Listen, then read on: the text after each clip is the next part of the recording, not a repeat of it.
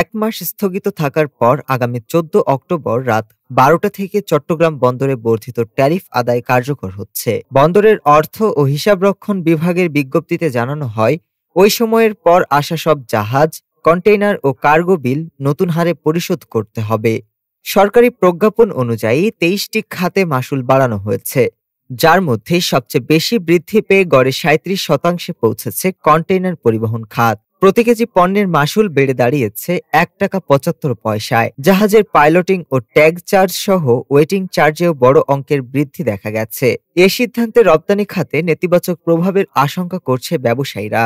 তবে বন্দরের পক্ষ থেকে জানানো হয়েছে, এশিয়া ও আন্তর্জাতিক মানদণ্ড বিশ্লেষণ করে ট্যারিফ বৃদ্ধি করা হয়েছে। চট্টগ্রাম বন্দরে দেশের ৯২% সামুদ্রিক বাণিজ্য এবং ৯৮% কন্টেইনার পরিবহন পরিচালিত হয়।